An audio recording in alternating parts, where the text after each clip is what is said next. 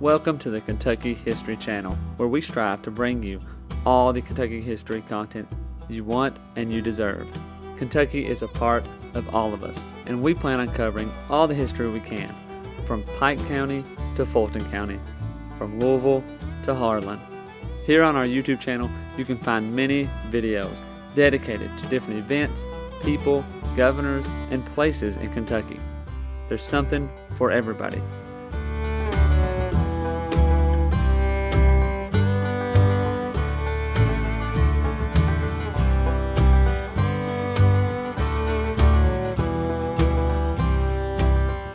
While you're here, if you like the channel, hit the subscribe button and the notification button so you get notified anytime new Kentucky history is available. And if you want to support the channel, we have a Patreon page as well, or patreon.com/KYHistoryPod. Welcome back to the Kentucky History Podcast. I'm your host, Jameson Cable, and I'm here with a very special guest. We're excited to welcome Rob Thurman, the Assistant Director at the Lincoln Museum, which has been a cornerstone in preserving Abraham Lincoln's legacy and the history of LaRue County, Kentucky, since its founding in 1989. Mr. Thurman, how you doing? Well, hi, Jameson. Thank you very much for having me on today. Doing great. Well, that's good. We got a lot. Lincoln is a big topic in Kentucky. I always say you go to about every county in Kentucky and they want to claim something from Abraham Lincoln or Daniel Boone, one or the other. If they can claim one or the other, that's their claim to fame. So it's really great to have you on here. I know there's a lot of good stuff we're going to talk about.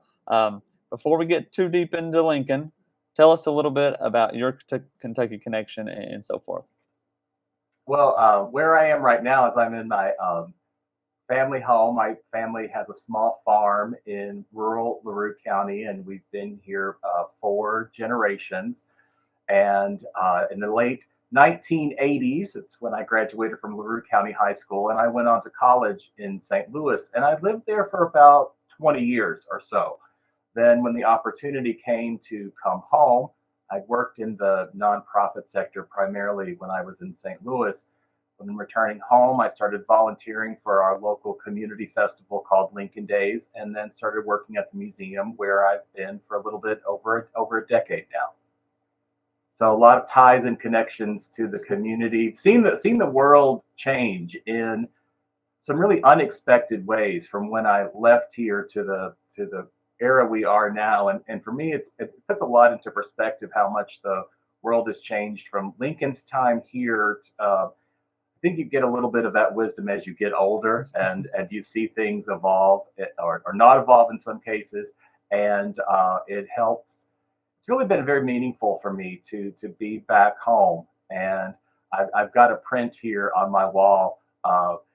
It's a quote from Happy Chandler that said, "I never met a Kentuckian who wasn't coming home," and I think that's very, very true. Yes, yeah, I was actually going to bring that up.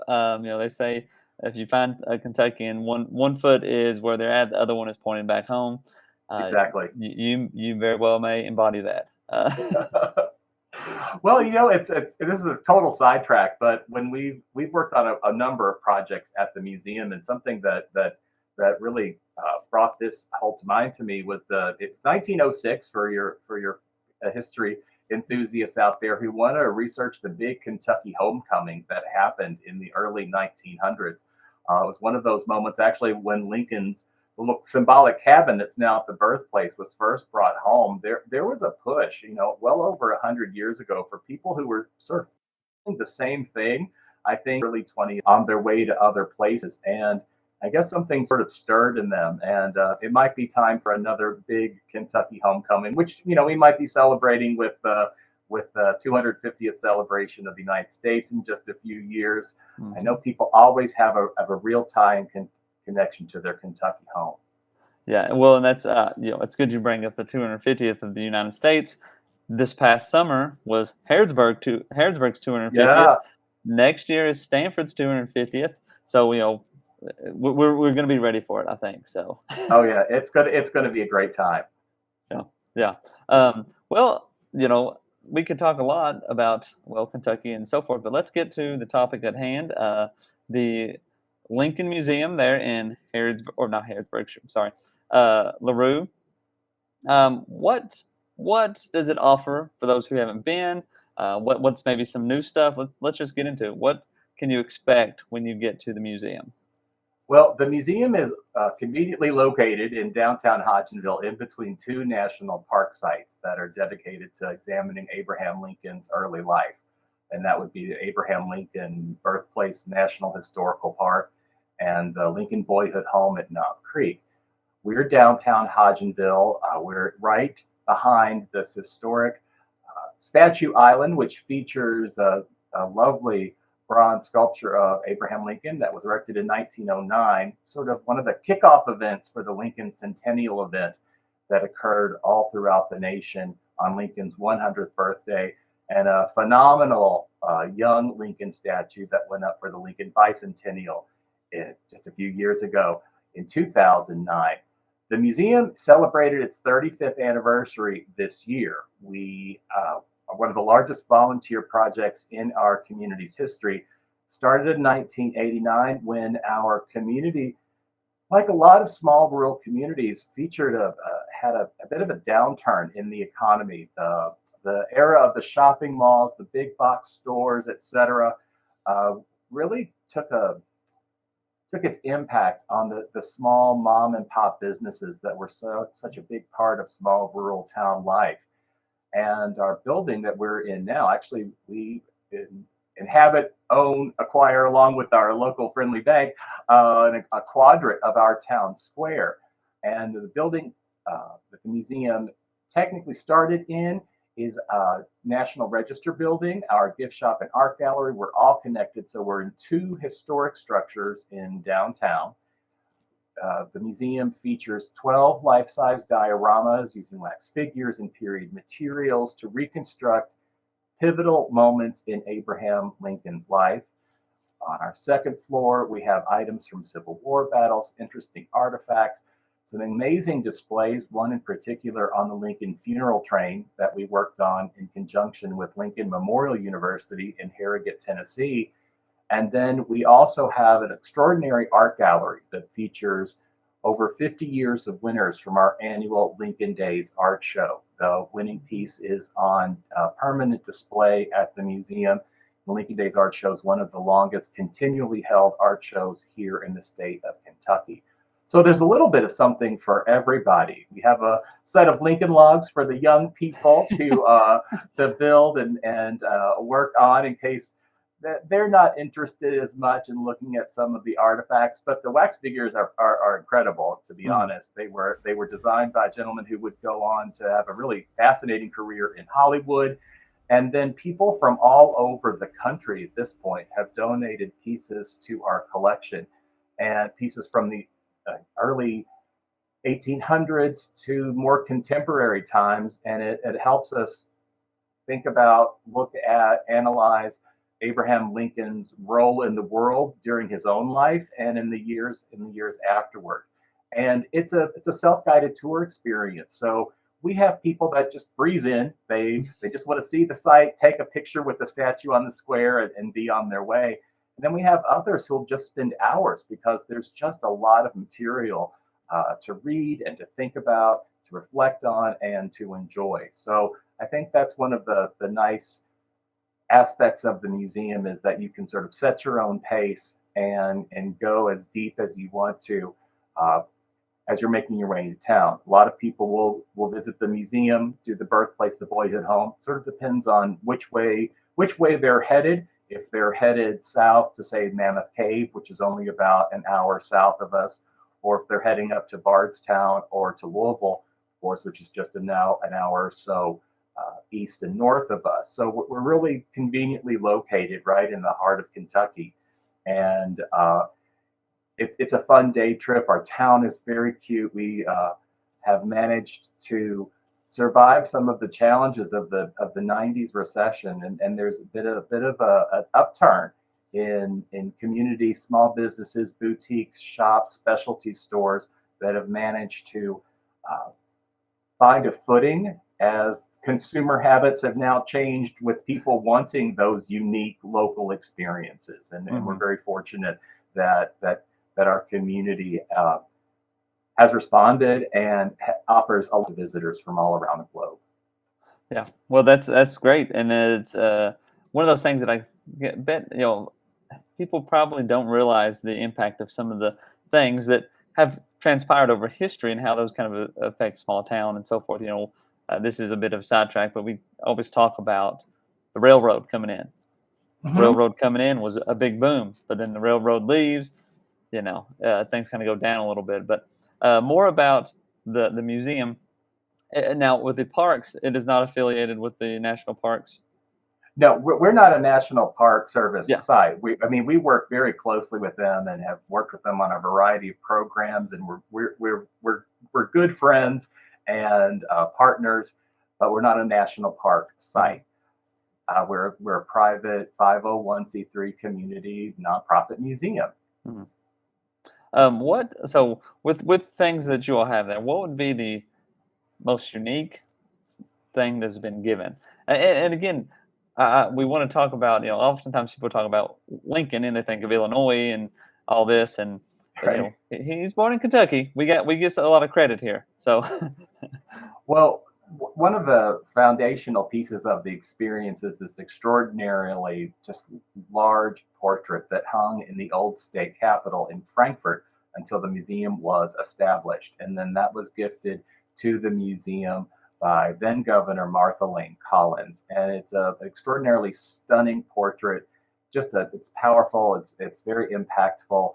It's just a meaningful, beautiful piece. And of course, the ties to our and the support of the Kentucky legislature at the time was very meaningful to us. And then it really does depend on what you're interested in. We have a very early edition of one of the Lincoln Life masks that was made while he was running for president, and he hasn't grown his famous beard yet.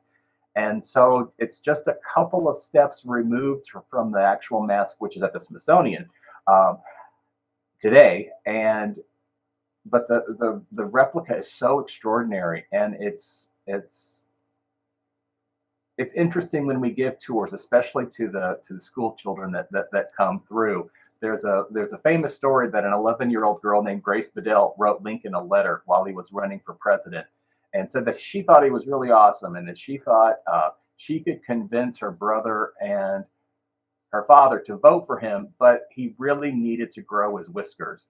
She said she basically said your face is kind of scrawny, and I think you might benefit um, from a new look. So I guess that was some early campaign styling for the 19th century. Well, the thing is, though, he wrote her back, and he said, "I'm not sure that there's much that I could do to improve my appearance." He often made fun of his appearance, but you know what? He did grow his beard out, and then when he won and he took the train ride from Springfield, Illinois, on his victory lap to Washington, D.C., he actually stopped at Grace Bedell's hometown and presented her with a bouquet of flowers and said, "You might have just offered some incredibly powerful political advice there, some PR advice, some image advice." And we have a copy of that letter Oh at the wow. museum, and that's something that I'd like to talk about with our young and old visitors, for that matter. That regardless of your age or your space in life, of course, at that time, Grace Bedell, being 11, she would not have had the right to vote, and women didn't have the right to vote then. But she still, she still took something upon herself to express her opinion. And who knows, maybe she definitely contributed to his look. Whether or not that won him the election, who Yeah. knows? I mean, we're an image conscious society, so it might have helped. So Yeah. that's a meaningful and very fun piece as well. I think the art gallery is really fascinating, simply because with over 50 years of winners from our annual Lincoln Days art show, there's so many depictions of him, uh, mostly from Kentucky artists from all over. And Yeah. there are a variety of methods and mediums and sizes, etc. And sort of capturing that essence of him, it's all done so differently. For someone who's so well known as an image and an icon, you can spend a lot of time just looking at the various ways he's been represented. And I think a lot of people really enjoy that aspect of the museum as well.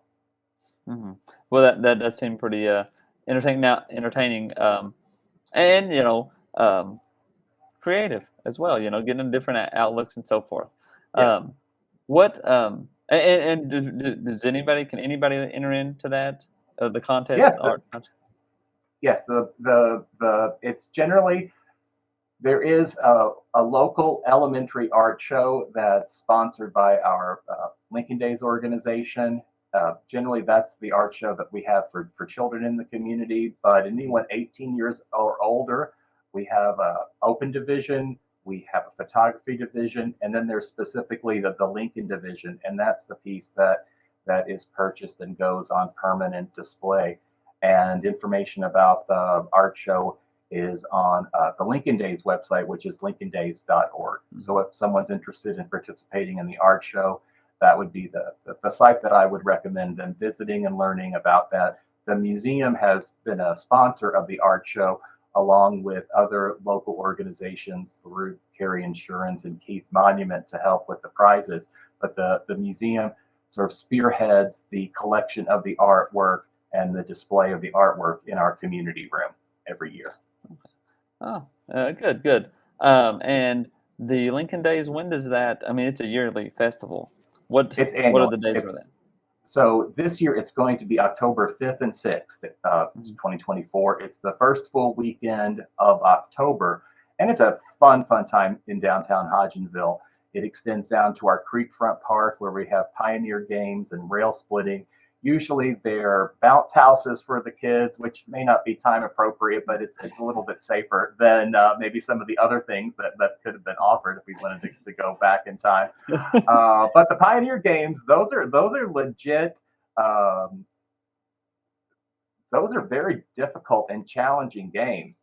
And then the rail splitting competition, it is a massive display of strength. In our downtown square, we have live music, we have arts and crafts vendors, music, etc. Of course, the museum is open at that time as well. There's a quilt show. There's any number of events. Recently, they added a ice cream eating contest, which has earned a lot of attention. Almost every community here in rural Kentucky has a festival each fall, and we're just fortunate enough that we have our Lincoln Days Festival the first full weekend of October. Now, when we started out more than 50 years ago, we did have it in February, but it really is no fun to have a parade in February. I can understand that. So very well. I think after the second or third gigantic ice storm that happened, we moved it to the fall. So this year's theme is hats off, which is a fun tip of the hat to Mr. Lincoln. And the museum's very involved in producing a number of the events that occur during the festival, and we work very closely with that group of people as well. And that's a little scene there. That's the line for the bloomin' onion there, which is it's always good. I always have to get a corn dog at Lincoln Days. Well, that's it's my annual. I may not look like I only have one corn dog a year, but I have to be careful about that. So Lincoln Days is my one corn dog a year enjoyment. Yeah. Well, there's many good festivals around Kentucky. And if you can get a good fried Oreo or something like that, what can you say? I just thought, hey, I could share the website. What else? Well, let's get back to Lincoln and the museum. Is there any genealogy stuff at the museum, or anything? Is it or Lincoln genealogy, I should say, in that sense? We do have a Lincoln family tree that we display next to a scene that depicts Lincoln's trip to visit Mary Todd Lincoln's family in 1849. So for the hardcore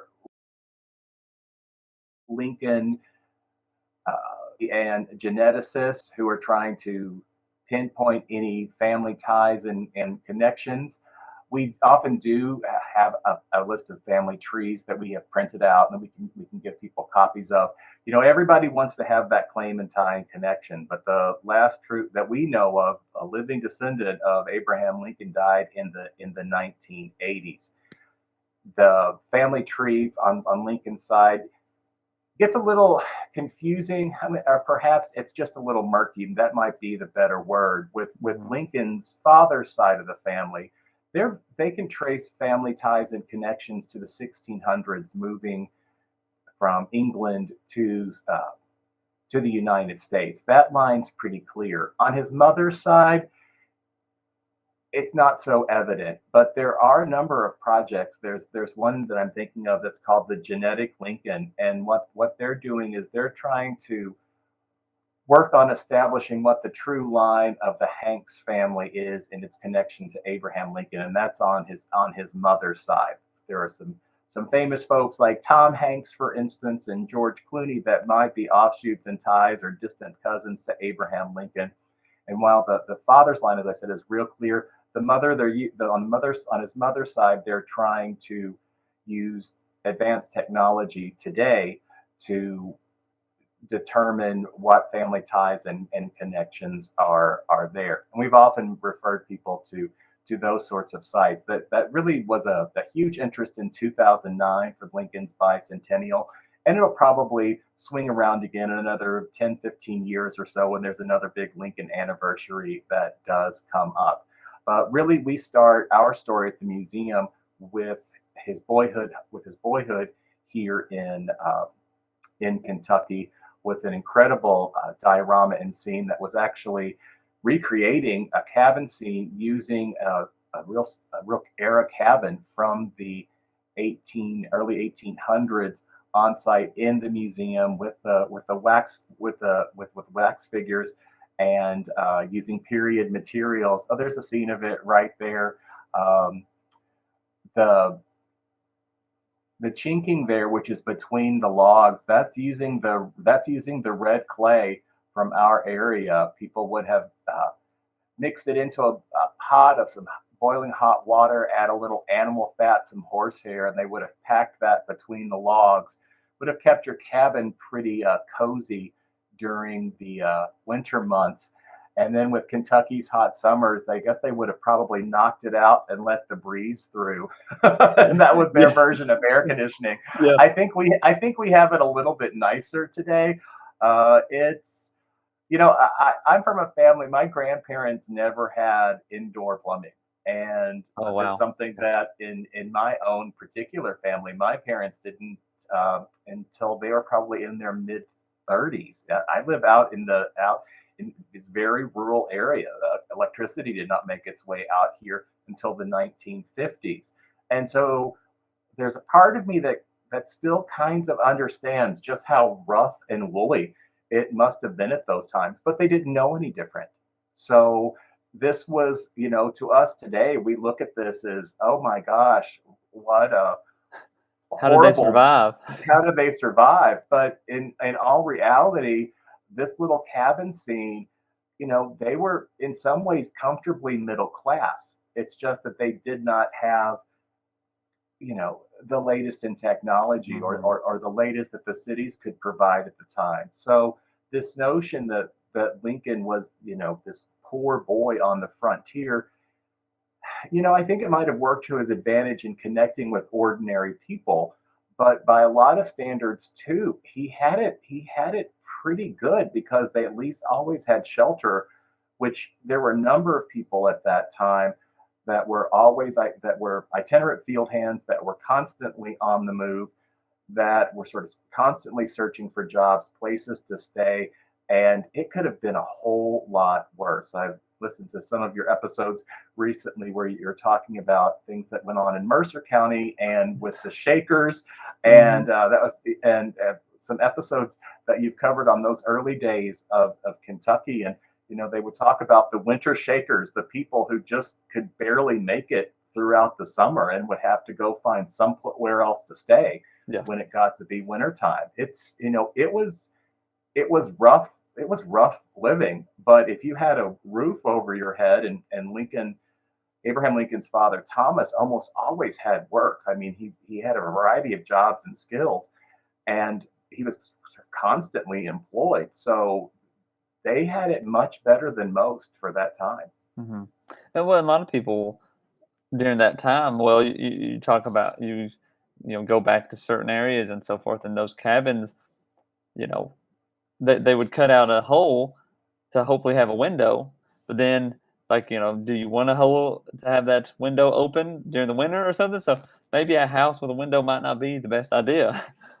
Right. But it's those little things that we kind of definitely take for granted that you know they had to endure. But again, like you even said, um, having that ability, having that work, and constant employment would make them a little bit better off. But I can see as well why using that for political campaigning, how that might connect as well and get his name out there and get some support.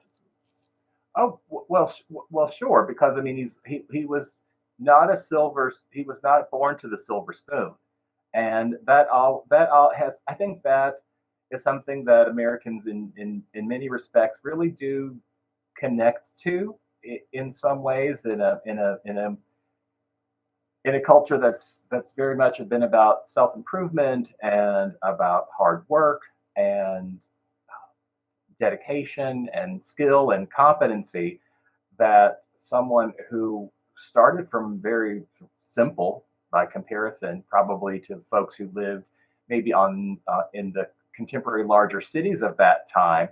Um, this was someone who'd had to work for what he believed in, and then in addition to that, his developing and emerging opposition to slavery, helped position him as a person who connected with folks who had a lot of the same concerns about what was their future going to be like and what opportunities were going to be there for them. Yeah, I find it interesting too. And just when you look back at history, sometimes placing technology where it's at, like you think about 1860s or when Abraham Lincoln was born, earlier in the century, you think, well, photography, photos, like you kind of think that's more of a modern thing, but it was around in the 1860s. There's photographs of these Oh, people, and you think of cities and stuff, and cities were getting a bit more bigger and more equipped with not modern things, but it was beginning to get closer to that industrial age or that more modern systems. I mean, of course, they didn't have cars and stuff, but they were coming. well, especially during Lincoln's lifetime, the advances in printing technology, the being able to take a photograph, to turn it into an engraving, and to then publish that in the newspaper, the ability to use the telegraph to communicate information across vast distances, uh, the railway expansion, allowing people to travel on top of all of the industrial developments that started to happening, which redefined jobs and work in the economy. All of that happened in his lifetime. Something that I'm sort of fascinated with is in his early years is the year 1816, which is known as the year without a summer, when halfway across the world in present day Indonesia, there had been a volcano that had exploded. It sent so much soot and dust and stuff up into the atmosphere that it changed the climate. Their crops failed. There was massive immigration from Europe and mass immigration here in the United States, simply because people didn't know at the time what was causing everything to be so dark and damp and cold for an entire season. And who knows if they'd had the ability to communicate that or log on to Twitter to Yeah. find out what was going on. But at the same time, they might not believe what's going on. So I'm not sure if that would have been much help. But all of those advances and changes happening pretty rapidly in the 1800s, and especially with the newspapers and the ability to communicate and get information to people so much quicker. It was really sort of the beginning of, I think, the modern political era in some respects. Yeah, yeah, and a lot of people often talk about Twitter and Facebook and all that stuff and how nasty it gets, and it does. But then when those newspapers were coming out back in the day, they got nasty too. Just Right. you might have only had four choices, and two of them were rough, and two of them were friendly, and you had to pick a side. But it was highly polarized and politicized then. As much of it as it is today, I think it's just the ease of access to the information Mhm. today makes it probably seem a little bit more overwhelming. Yeah. But when you look at some newspapers from the 1860s, and we do have some of them on display, particularly the ones announcing the assassination, there's just row after row after row of just this incredibly tiny type. They are dense. They were packed full of information, these daily newspapers that people would get. And, some folks who read it's like, do you have a magnifying glass? We do have one to provide because there's just so much information. And that was becoming really commonplace during his lifetime. And I think he used it to his advantage whenever he could. Yeah, yeah. Real quickly, the museum hours and stuff. Let's talk about the availability. Real quick, I can show that up here. Sure. Um, tours and so forth. So tours are self-guided, and our general admission for ages 12 to 59 is $5. Seniors 4, children 4 to 11 are 3, and active duty is complimentary. They're self-guided tours, and there's no need to call or prearrange that in advance. We are open Monday through Saturday, 8:30 to 4:30. That's Eastern time. We're right on the tail edge of the Eastern time zone. And then we're open Sundays, 12:30 to 4:30. Mm-hmm. You're not at that fast time just yet, right? Yeah, we're still at. Well, we call it. This is fast time to us. Oh yeah, that's right. Slow time. slow time. Yeah. Well, in fact, where I live, right at the county line, so I have to be really mindful of my phone. Make sure that it's set, because in one part of the house it thinks it's Eastern, and one it thinks it's Central. So I like to joke that my phone wants me to sleep late and eat early. Those are bad combos. Well, if you're ever late to anything, you're sleeping out. My phone was on the other side of I'll just blame this. Yeah. And so, real quickly, too, for anybody who doesn't know, Hodgenville, LaRue County, you're right next to E-Town. What's E-Town? 20 minutes away. Oh, it's less than 10 miles. 10 miles. So, okay. Yes. So we're about 10 miles off I-65. We're an hour's drive south of Louisville. We're an hour's drive from Bowling Green, and an hour's drive from Mammoth Cave. 40-minute drive from Bardstown. Some people make it in 30, but they're probably driving faster than they're supposed to. 10 minutes from E-Town and 10 minutes off I-65. So we're very, very easy to get to. At 31E is what runs through Hodgenville, right through the middle of downtown. That's the old U.S. highway. Part of that was a road even in Lincoln's time. Wow. And when the Birthplace first opened, that's how people were coming to Hodgenville. And it was a pretty rough and woolly route, but nowadays it's a very nice, pretty scenic drive. We're part of the Lincoln Heritage Trail and the scenic byway that starts in Hodgenville and goes all the way to Danville. And it's a very pretty drive through Kentucky, and you can see a lot of historic sites along the way. And the scenic byway kicks off in Hodgenville at the Birthplace. Good. Yeah. A great place, town, and Lincoln history, if you're looking for that as well. All right. So I got my question. Okay. And this may be easier to answer with Lincoln as opposed to so Daniel Boone. Daniel Boone. Okay. A lot is known about him and so forth, but sometimes looking at these other frontiersmen and so forth, Daniel Boone kind of has this mythical legacy. And so forth. He's Daniel Boone. He's settled the whole frontier and all that. And after looking more at like Simon Kent and so forth, those kind of frontiersmen, you're thinking, well, they did all the same thing he did. Just Daniel Boone had a biography written about him, so he's been more embellished. How, or do you feel like that is that the case in any way for Lincoln and his successes or so forth, or his impact on Kentucky, or just the nation in general. I feel like there's more written about him, so it's kind of harder to not know. I guess there's that bit of legacy with Daniel Boone that you kind of don't really know about. You don't have as much documentation. So what's your thoughts on that? Just a random deep question. Well, I will not besmirch Mr. Boone. I know I believe it was his uncle or great uncle who was friends with folks in Lincoln's line of work. There are a lot of ties and connections with a number of the Boones with Lincoln. So I'm not gonna touch that one. Also, because we have some really wonderful coonskin hats that we sell in our gift shop, and I don't want to affect the sales of those because those have been a hot commodity this summer. I don't know, the kids are just really loving having a coonskin hat moment. They're very popular. I think it is much more than just PR because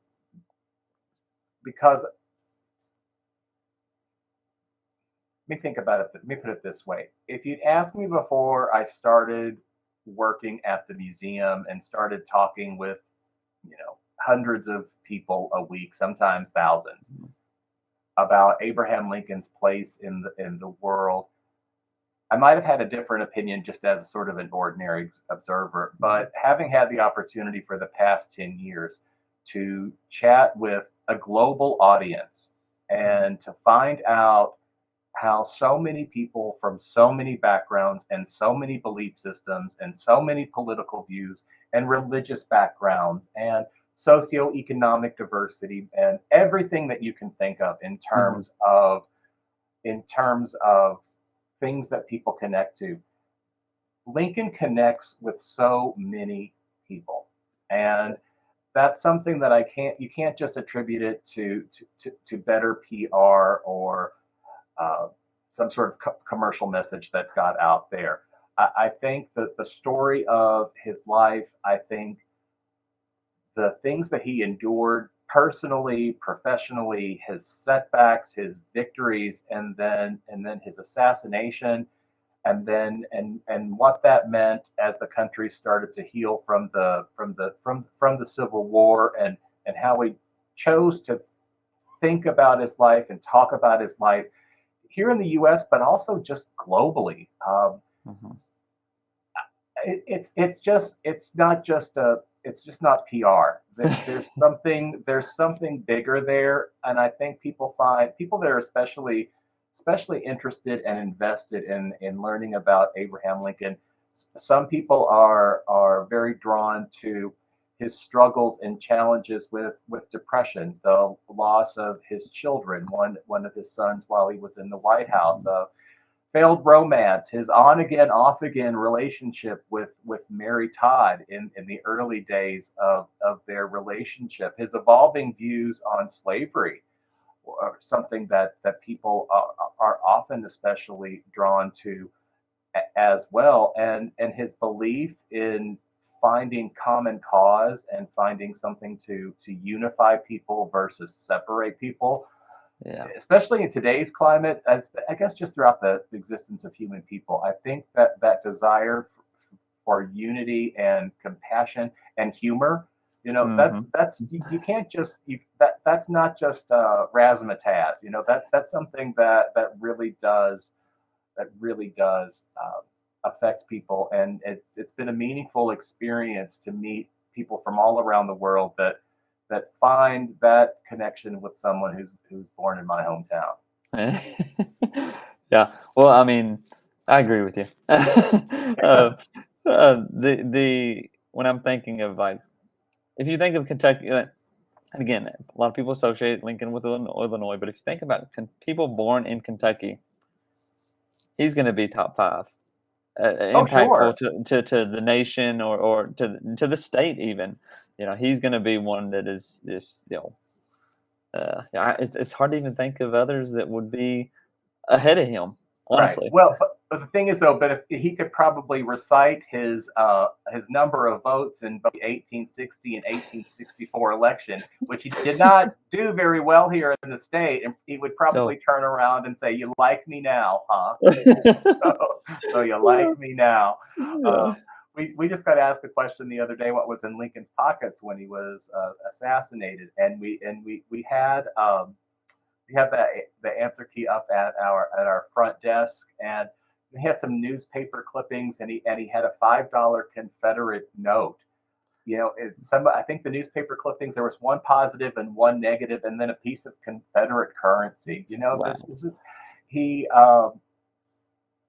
I think he'd be an extraordinary, fascinating person to be able to chat with in our contemporary times, and Hmm. and get an assessment of the world that we've created, and what we can do to hopefully make it better. That's another comment that we often do hear from our visitors at the museum, is that in an era just of such negativity at times, Hmm.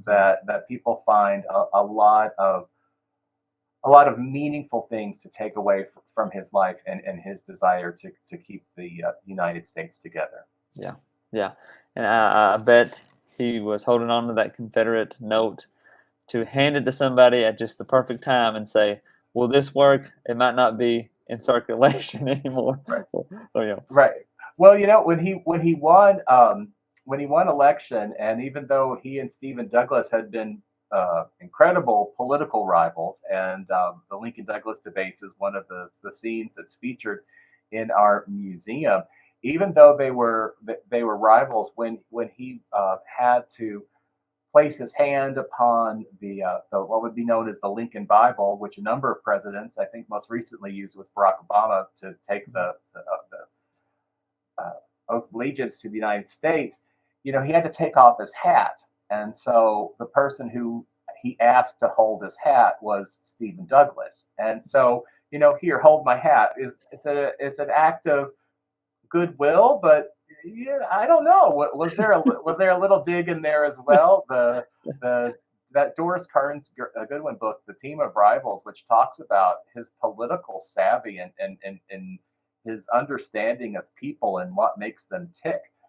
That's something that he really truly developed over time. And there are so many quotes and so many great stories. And I mean, we have a wonderful collection of books for people to purchase, and we also have a research library that's available for people that schedule that in advance. It's a really interesting glimpse into someone whose life continues to be written about and thought about very actively, even hundreds of years after he was No, born. I think there's. If you think, I mean, hundred if or thousands probably of books have been written about him. When you say, I mean, Oh, it's about, I think, 60,000 in all languages. whoa, That's a whoa, lot. that's a whole lot. Yeah. That's Oh, one of, goodness. probably, in the pre-internet age, there was some documentation done of historical figures that were frequently either photographs were taken of sculptures, or sculptures created, paintings, drawings, something along those lines.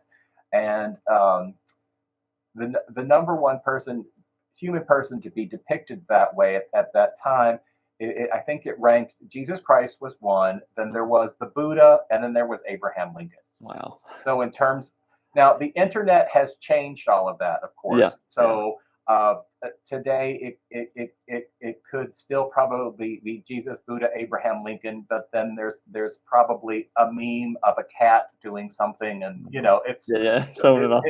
it, it changes daily now, but his depiction and his sort of iconography is still very strong, Mhm. even in our internet age. Yeah. Well, Mr. Thurman, we really appreciate you coming on. I want to show the website here again. It's very easily accessible. lincolnmuseum-ky.org. Mhm. Has a lot of good stuff on here. Information about visiting, booking a tour, some of the exhibits, and so forth. Um, anything else before we log off here and go? Well, we really pride ourselves for our history and our hospitality in Hodgenville. And when someone comes to visit, we want to make sure that people learn as much as they can, find a great spot to eat, find a great spot to shop, to stroll. There's a lot to do in our small rural community. It's a fun day trip for folks who are interested in having an outing that combines great food and wonderful history and hopefully friendly people. We do try our best to make sure that everyone has a nice time when they visit our community. So we just encourage you all to come visit us in Hodgenville and see what our community has to offer, and we'll see you soon. All right. Well, a lot of good stuff going on, a lot of good Kentucky history in the area, and you could definitely make a day trip or a weekend trip or a week trip. Who knows if you really want to dig deep. Well, thank you again for coming on, and thank everybody for listening, and we'll see you next time. Thank you very much. I appreciate it. Welcome to the Kentucky History Channel, where we strive to bring you all the Kentucky history content you want and you deserve. Kentucky is a part of all of us, and we plan on covering all the history we can, from Pike County to Fulton County, from Louisville to Harlan.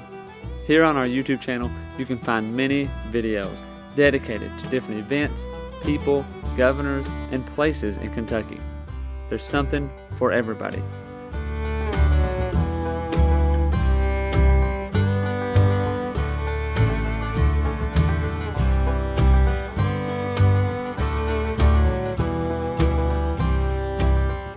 While you're here, if you like the channel, hit the subscribe button and the notification button so you get notified anytime new Kentucky history is available. And if you want to support the channel, we have a Patreon page as well, or patreon.com/kyhistorypod. You've probably heard about Daniel Boone, but what about the rest of the frontiersmen who came to Kentucky and settled? That's what we want to bring to the Kentucky History Channel. The stories of the untold, the stories of those forgotten. One thing to expect on our channel is great Kentucky content. Some stories that you've never heard of. The Night Riders, who began in western Kentucky.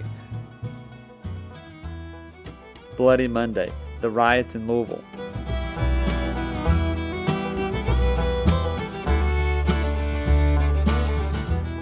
The assassination of Governor Goebel, the only governor ever assassinated in the United States. Stories from all over Kentucky, stories that are unforgettable once you've heard them. You can find out who counties in Kentucky are named after and how your county got started. From beginning to end, we plan to document every county in Kentucky, all 120. Reach out to us on all of our social media platforms. Twitter, Facebook, and Instagram, and also leave a comment on one of our YouTube videos. You can also check out our podcast episodes. You can subscribe to our podcast on Apple Podcasts, Spotify, iHeartRadio, and many more.